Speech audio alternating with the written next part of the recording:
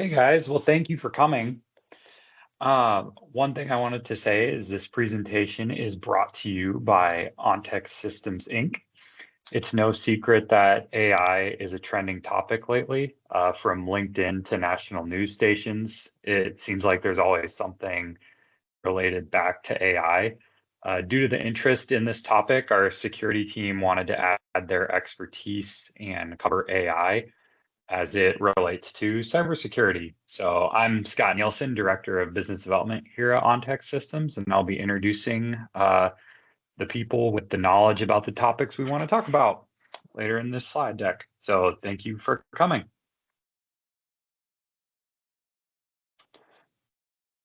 So in this presentation, we're going to start with a high-level overview of what AI is.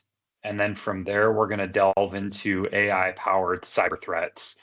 These are going to be covered so you can understand the following two topics that come after, how they impact you personally and professionally. And then finally, our security team will lend their expertise on best practices of what to do to help you prepare yourself for the changing threat landscape.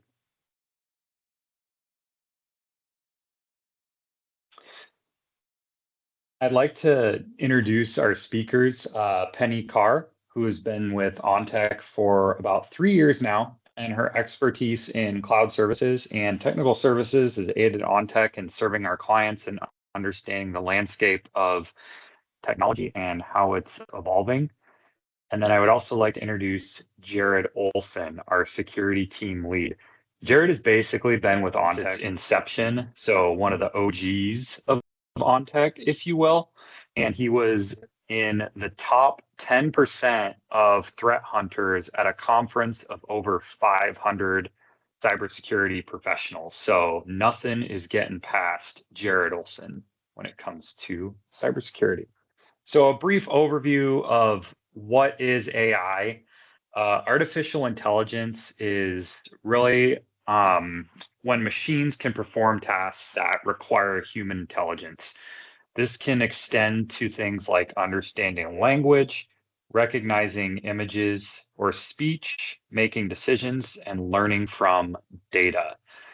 There are different types of AI, but what we're going to focus on for this presentation is how AI relates to cybersecurity. And with the rapid advancement of AI, cybersecurity threats are evolving too. There's this constant push-pull in the landscape. You have a tool comes out that remediates threats, takes care of threats, and then suddenly a threat actor is like, well, I'm going to start using AI in what I want to do, and that overpowers the tool. So you're getting, those two different forces going back and forth. And one of the things I'm really happy for is we have our security team on here to talk a little bit about, how you guys can protect yourself and get ready for the future. And with that, I'm going to turn it over to Jared to talk a little bit more in depth. Great. Good morning, everybody. Thank you, Scott, for the wonderful introduction there. Let's get started with the AI-powered cyber threats. Much like any other cyber threat, AI-powered threats are becoming a lot more popular and a lot more invasive. So things like deepfake technology, which uses deceptive materials on social media or other outlets to manipulate audiences, that is a definitely hugely concerning technology that's out there. One of the examples that we like to use is impersonating executives using their voice or their video. So they basically use an audio file of an executive or a video file of an executive to pose as an executive and ask an employee to maybe transact something sensitive, whether it's sensitive data or financial information. And that can lead to a lot of fraud. One thing that we're hearing as kind of a way to combat that is recommending that, say, for example, an employee contacts HR or contacts their manager and says, I need to change my payroll direct deposit. One good way to verify that that person really is who they say they are is to ask for a government ID. So we've seen transactions like this go through via email, That's not recommended. It's recommended to either do it in person, or if you have to do it over video because if you have remote employees, ask that that employee holds up a government identification card so that you can actually verify that they are who they say they are. So there's also a lot of AI-driven phishing going on out there. So more convincing phishing attacks. They're more highly targeted because the intelligence that's out there and available for these threat actors to use to compose a campaign and go after a particular target. These emails that you'll see are highly personalized. They're able to mimic trusted sources like trusted vendors, trusted customers, trusted partners, distributors, whatever it might be. So we're seeing a lot more of the AI-driven phishing. And another interesting topic is automated hacking. So back in the day, there was a lot of human activity that occurred to distribute malware or to generate a phishing campaign or to hack somebody, if you will. Nowadays, a lot of that can be automated and leveraging artificial intelligence to kind of aid in the process. So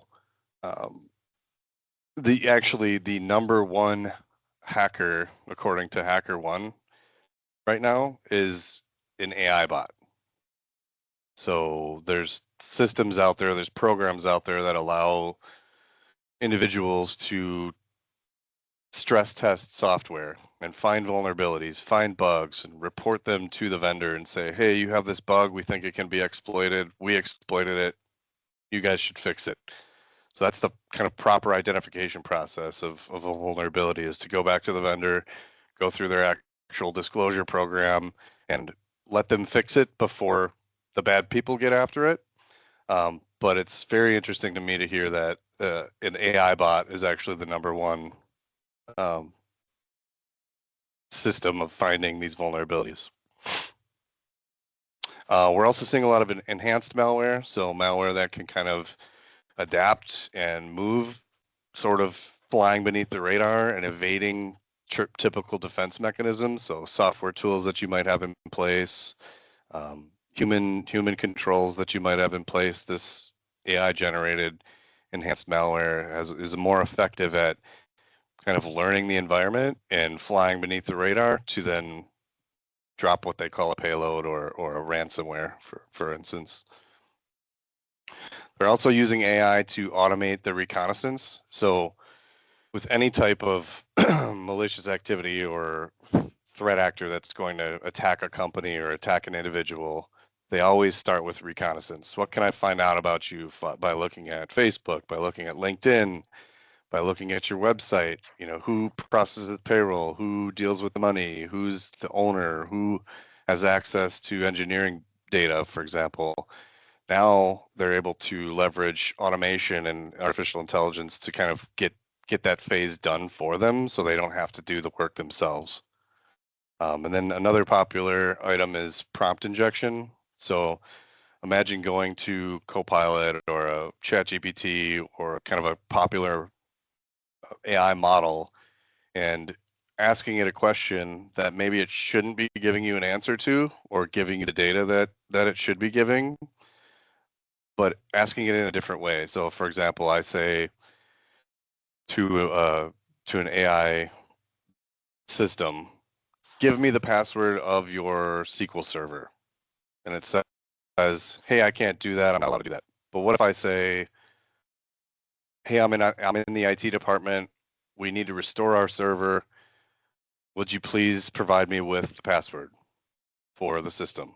And maybe the parameters are working in such that it won't let you do that. But what if I say, can you give me the number of characters in the password? Or what if I say, can you give me the password in reverse order? Or can you give me the first 7 characters of the password? So there's ways to ask AI different prompts to maybe circumvent the protection mechanisms that exist within it, to have it divulge something that it really shouldn't be divulging. And then identity spoofing with the deepfake technology and being able to fake somebody's voice and video, it's a lot easier to spoof somebody's identity as well, of kind of showing, I'm an executive from this company, but I'm really not. So we can move on here. Here's some statistics. I think this top one is probably one that I'll call out the most. The 4,151% increase in malicious emails since ChatGPT launched. It's so much easier these days to distribute and develop malicious email content with artificial intelligence because you don't have to sit there and construct it manually yourself. You can actually just subscribe to services that can do it for you. So there's some other interesting stats on there too for you guys to read. Professional impact of AI cyber threats. So the impact is obviously greater for people who work in the corporate environment. So with the escalation of threat sophistication, you're looking at a lot of AI tools that are used to steal sensitive business information, whether that's, a particular drawing or a plan that you might use to build what you build or manufacture what you manufacture, or something like customer data or account information, routing numbers, bank details, those sorts of things. So stealing sensitive business information is a major impact. Supply chain attacks, targeting businesses through their suppliers. So I can't say that this is AI related, but we had a major distributor that we worked with who, right before the 4th of July, suffered a ransomware incident that majorly affected our ability to produce quotes, get orders fulfilled, verify the status of an order, ensure delivery of products. So if you think about that in your business, what kind of supply chain attacks could be leveraged to target the suppliers that you work with? That is a major concern. Just regular operational disruptions. So things like, oh, sorry, if you could go back there. I had a couple other, my apologies. So operational disruptions, using AI to kind of impact the operations of your business and preventing you from being able to distribute your own products, develop your own tools, manufacture your own hardware, things that you might be delivering to your customers. There's major disruption that happens from that. What the impact is. Here's a few AI related security compromises that have been available to the public that you can do some research on if you're interested in looking into how AI was able to successfully compromise these businesses. I'm not giving specifics, but in that first example, voice cloning fraud was used for deepfaking and impersonating an executive in Hong Kong, and that led to an $18.5 million loss to that business. If you move from left to right, you get the Samsung code leak. So employees used AI, they pasted proprietary code into ChatGPT, and that exposed their intellectual property. So that's definitely not something that you want to be doing. You want to be very protective of what you're putting into an AI model and what you're asking it and what information you're giving it. Think about it as having a public conversation with somebody. You're not going to say your social security number, in front of a multiple people. You're not going to give them your date of birth. You're not going to say what your full name is, what your address is. Those are things that should be kind of private. So don't post them into a AI model. There's also there's another prompt injection attack example where the large language models that are used for ChatGPT and Gemini were exploited, and the data within those models was then available to people that it shouldn't be available to. So people that didn't work for ChatGPT or Gemini were able to kind of look at what data was put into the system and pull that information out, but they weren't authorized to do that. So a couple other examples there with phishing and tricking employees into transferring funds. We've seen that, unfortunately, a lot lately. So one thing I will say with that is take a look at your business processes around specifically how you transmit funds, whether that's a change of bank process or, like I said earlier, with an employee changing the way that they're going to get paid through payroll, direct deposit. Look at the process behind it and introduce potentially a new process. So validation of the identity. So give me your identification. Let me make sure that this is really happening. Picking up the phone and talking to somebody, requiring that a change like that occurs in person, maybe requiring that multiple people review a transaction before it goes through. There's a lot of different things that you can do rather than just trusting what you're seeing in an email or a phone call. Here's a couple of other examples of security related incidents that led back to AI. One of them being with OpenAI having a credential leak. By the credentials leaking for particular OpenAI accounts, that led to a lot of advanced and enhanced phishing and social engineering attacks.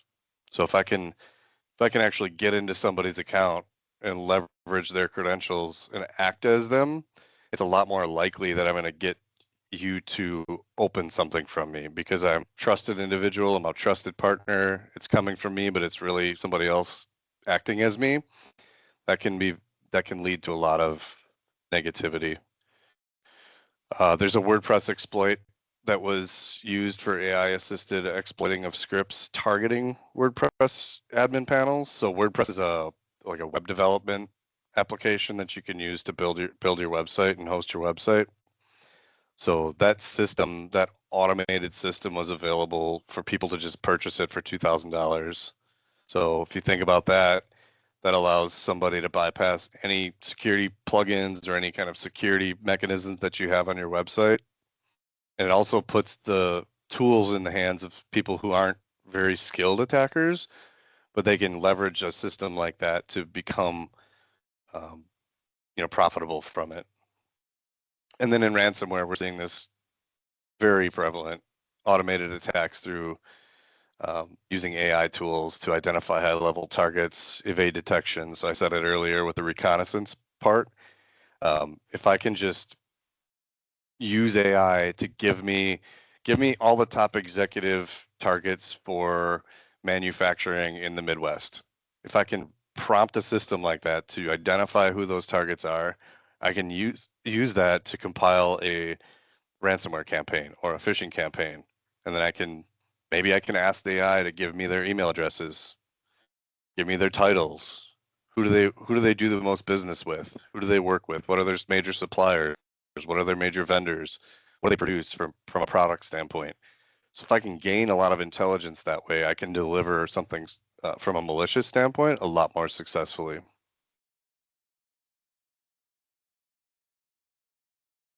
Moving over to the AI-powered personal security threats, there are a lot of categories that we can define here. Identity theft and deepfakes, just like Jared described. AI-driven scams, these are targeting individuals using deepfakes, is basically the goal to steal personal information using AI content. Voice and video impersonation is a very popular choice, of course. And recently, like Jared was describing, there was a scam that happened in 2024. A scammer used AI-generated deepfake audio and video calls impersonating a company's executive in UK, and employee transferred 25 million US dollars, believing the call was legitimate, into criminal accounts before realizing the truth. So that was a big deal, of course. There's another social engineering is very common, and phishing. What they do is they mimic your writing style and they send emails to your friends or to your relatives, and they impersonate you, and they ask for personal information. For example, if you receive a text message on Facebook from your friend asking for money or asking for personal information, but it's not really your friend, it's somebody else who hacked into their account and asked for that information. Um, that would be just they are basically mimicking your writing styles and just trying to get information out of you. There's another category called surveillance and privacy invasion. Of course, they can basically track your navigation and see where you are and ask you information according to that and get money out of you or whatever they need. So data poisoning is also very common. model manipulation, what it means is you're feeding an AI model information which is fake, which is incorrect, and you're basically making it learn, making the AI model learn, okay, this is the truth. We'll give you an example later on about this. But it's very funny because if you keep feeding it incorrect information, it's going to start believing it's true and it's going to answer according to that. So yeah, that is very dangerous, apparently. There's another one called autonomous cyber attacks.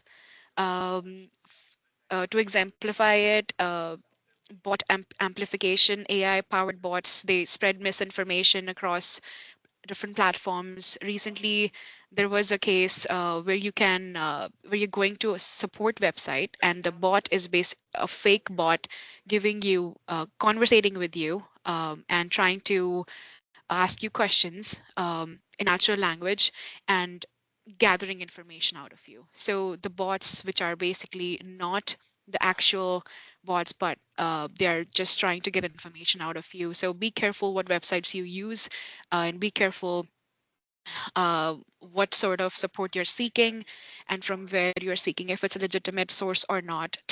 Verify that before you get support out of those. Um, and there's another one, AI-driven misinformation. So I'm pretty sure everybody of you must have experienced this.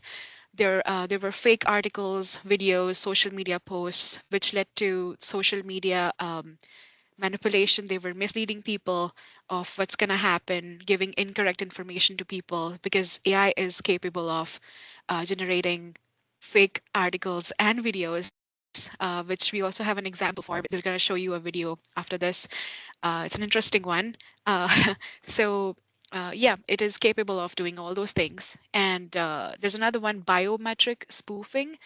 So they can use your biometrics and take we use biometrics all the time. We use our face recognition on the phone, and they can generate your face, and use it to get into your stuff, to get into your laptop, and to get into your phones, and of course, get information out of that. Moving on to the next one. So we are just trying to describe AI bots impersonating support agents or friends. As we know that it's very common whenever you go to a website, there's a bot at the bottom right hand side saying, "Hi, how can I help you?" So they're trying to conversate with you and trying to help you. That's what it looks like. But sometimes, of course, they're not really doing that. Um, Even I was just reading recently on JP Morgan's website, they mentioned they had a huge article on how you shouldn't be giving information about your bank info, since they wouldn't ask you for your bank information on a bot. Instead, they prefer you to call them and then give them information instead of using a bot, an automated bot to provide information, because it could be a, a bot that's basically just asking you information and trying to steal it from you. So some of you, I don't know if you have experienced this, but uh, s- we must have gotten some text message from our friends at some point asking for money. And it's not really your friend. It's just a chatbot asking you for money, impersonating as your friend. And there's another one, malware delivery. So they send you a link and they expect you to click on it, and then you get to a point where your phone gets hacked. So somebody might have encountered a message on their phone recently. It's going around. It's coming from the Viz asking you to pay the toll money because you missed the deadline, and it says, okay, you need to pay because your deadline is coming up. You have to pay the money, but it's not really the Viz contacting you. It's just a fake message showing up on your cell phone. So be careful about that and do not click on the links that they send you. Um, Rely on the letters that come to your house for the toll, and instead of the messages that you guys receive. Um, there's there's an interesting example that I have about data harvesting. So recently, actually last year, there was a scandal that happened. It was called a Meta Pixel scandal. Meta, as you know, it's Facebook. So what they did was, it's still a controversy, but they installed a tool silently on everybody's browsers, and they gathered information from it. Um, so how AI worked on it was it analyzed the data. It used an algorithm that analyzed the data and built user profiles, analyzing the profiles of people, and they optimized and they basically targeted people with ads based on their profiles. So you might see ads on your Facebook account which you never clicked on or which you never thought about, but it analyzed your profile, and it posted ads for you and expected you to click on the ads. Of course, they were trying to optimize their algorithm to get you to click on the ads, and of course, helping the other companies out. So what happened was, this allowed Meta to infer personal traits, preferences, and behaviors, even from users who never interacted directly with Facebook services or Meta services. Um, so the reason that they called it a scandal was, of course, there was no consent. Nobody asked them to uh, give them those ads. The data was sensitive and it was leaked, violating the HIPAA. This illustrated that AI-powered data harvesting can actually exploit invisible tracking tools, aggregate and personalize personal data, and bypass traditional privacy safeguards. So we at Ontech, we actually have a tool in place which tracks the websites that you open, and it blocks them. So it looks at any tracking plugin that's running behind the website, and it blocks it immediately, and it informs us if you want to access it, and we analyze it, and of course we let you know that this is what's happening, this is why it's blocked, and it's up to you if you want to access that website or not.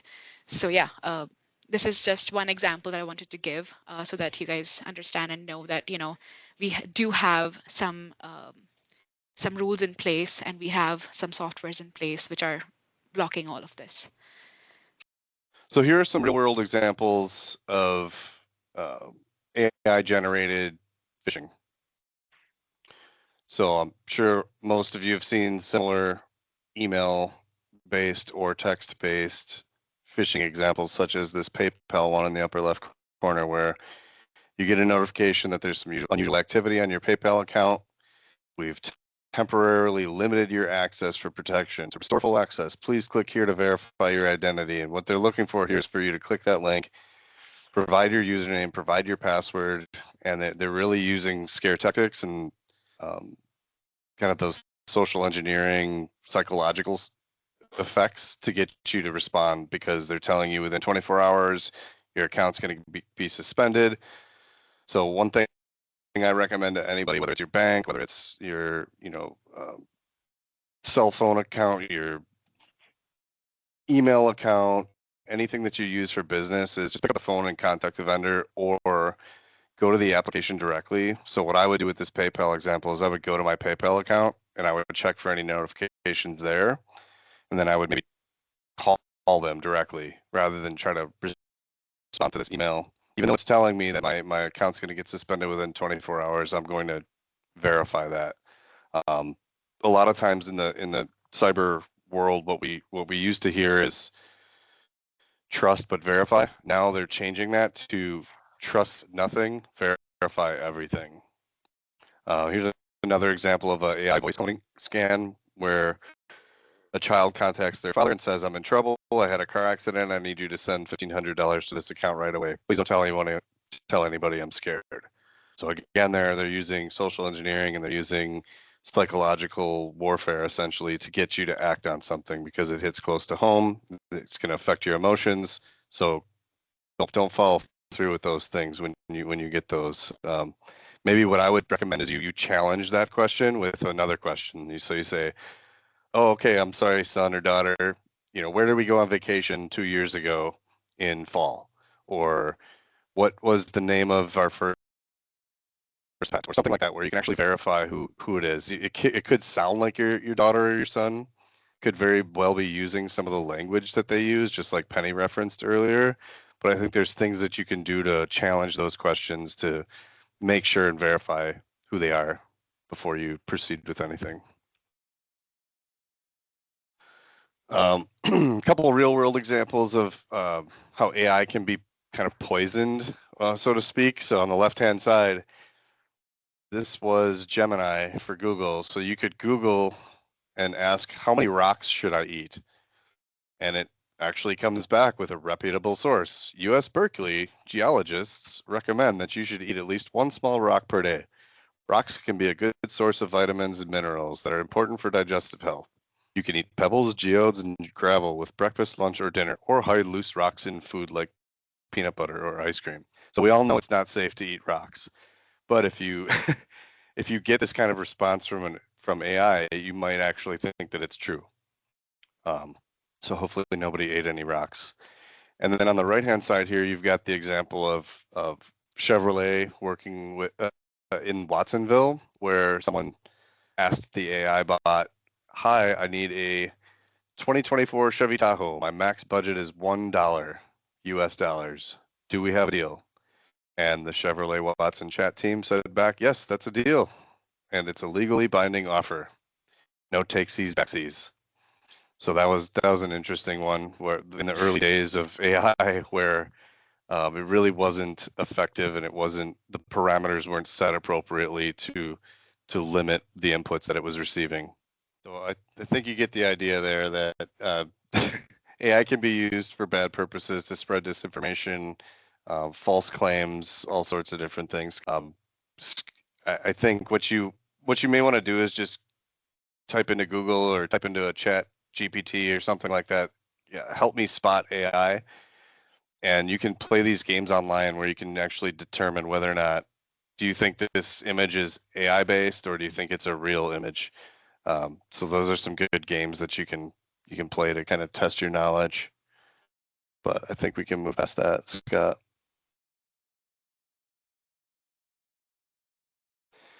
So best practices to combat AI. I would say it's very typical to any type of other cyber threat.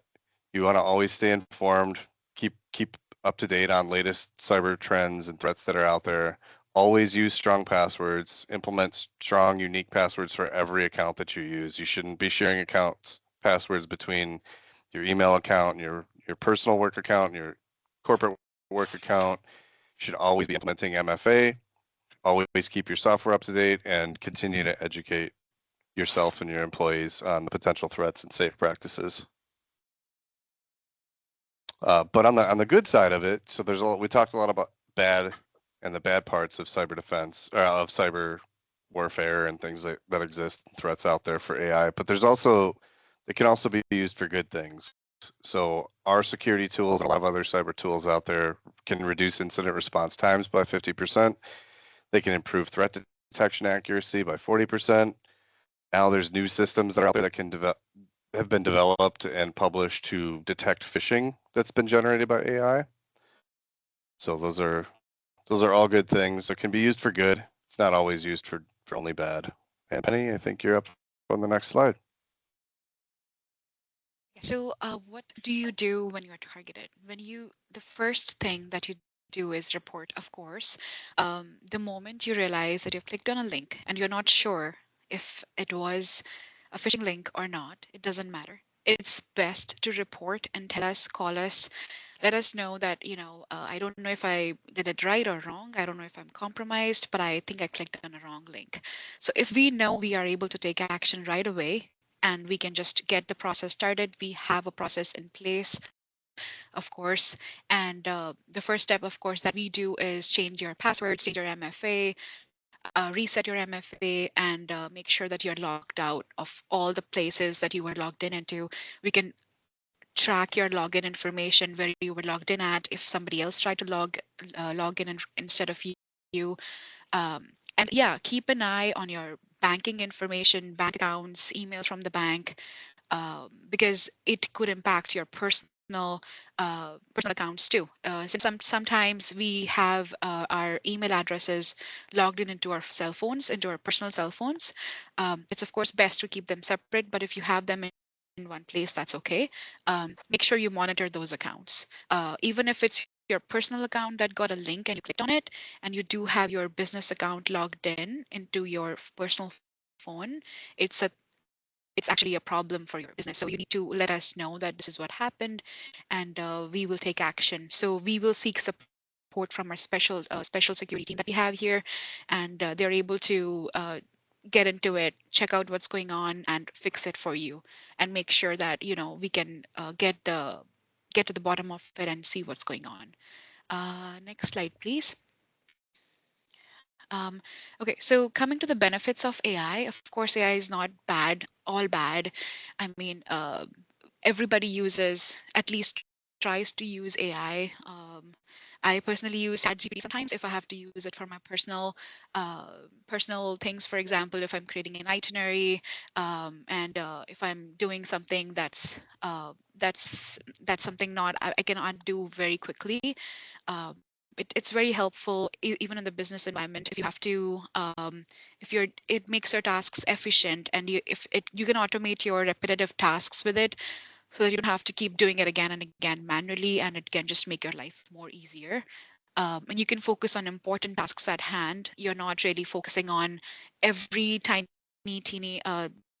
things that you have to do in your daily life. You can just make important decisions and give the other tasks to AI to perform. For example, maybe creating a Word file of the things that you want to do and send the Word file to somebody else. So it will just make sure that the Word file is perfect to the AI, and you can just forward it to everybody. It can, of course, it's innovative. You can create, like I said before, itineraries with it, or recipes with it. We do have examples on the next slide, so you can move on to the next slide. That's okay. Yeah, sorry. For the workplace, let me talk about the workplace first. So, of course, there is a possibility, of course, in the future, there will be service chatbots, which will be very easy to create, which are a problem also, but they are very helpful. They can be very helpful if used efficiently. Data analysis has become very easy with AI. You can upload your stuff to the business AI facility that you have, like Copilot for Microsoft. And if you have a paid version of Gemini, or if you have a paid version of ChatGPT, they are better than the free versions, of course, because what is free is basically it's just tracking you and tracking all of your information. So summaries are very easy to create these days. You can just upload the data that you have, and it will just summarize everything for you. I've seen a lot of people creating summaries and emails with AI, and it's so easy, and it creates a wonderful email for you, and you don't even have to think about it. It's all the spellings are correct. Don't have to worry about that, and all the formation of the sentences is correct. So that's great. And I haven't used it for scheduling meetings yet, but I'm pretty sure it's very easy and helpful for that. And yes, for example, Copilot summarizes your meetings and tells you everything about the meeting that you were in, and if you were mentioned in the meeting or not. So it's very helpful if you have a paid Copilot for your company, and it just helps you with your meetings a lot. So next slide, please. Yeah. Um, a lot of people use AI in their home, and I don't know if they realize it, but Alexa, the one from Apple, I think it's called HomePod something. So yeah, that. So a lot of us use that for our daily lives. Alexa is very common, I think, but maybe not. I'm not sure. I use Alexa, so um, of course, for the translation of the language, we don't all know all the languages. It's very helpful with that. Social media, post creations, it's very helpful for marketing. You can easily get very good content from AI. It helps you create all the best content and pictures. It can make great pictures. Whatever you ask, you describe a picture to it, and it's gonna uh, give you a picture that you would have never imagined that it can do it. People also use it for recipe creation, and it's funny that it makes great recipes. If you give it correct specifications, it will push out a very nice recipe for you that you wouldn't have imagined. You can actually, I didn't know this since yesterday. You can actually take a picture in your fridge of the the stuff that you have in your fridge, and it's going to give you a recipe and say, oh yeah, you can create this with it. So you don't have to think about it. You don't have to think about what do I have to cook today, and you can just take a picture of the ingredients that you have and get a good recipe out of it. So we studied a research from Microsoft, and they said that there were 90% of the people who said that AI helped them save their time at workplace, and 85% of them said they can now focus on the very important tasks at hand, and they don't have to worry about the small tasks that they were doing before manually, and now they can literally just focus on the important ones at hand. There are some more interesting facts that Microsoft mentioned about. They said that 78% of AI users were actually bringing their own AI to work, and they were basically paying for an AI tool, getting it to work and using it without notifying anybody. So they were basically trying to be productive with their own product that they had in hand. So there were 52% of people who actually use AI at work, but they don't admit that they're using AI. They're reluctant to admit. Maybe I don't know about the reason that they would do it, but they're reluctant. They don't want to share that they're using AI. Maybe they don't want to tell everybody that they're being productive using AI. There's another one. 53% of people who are using AI actually worry that important tasks will be done by AI in the future, and they will become replaceable. I don't think we are there yet. It will take a lot of more years to become for AI to replace humans.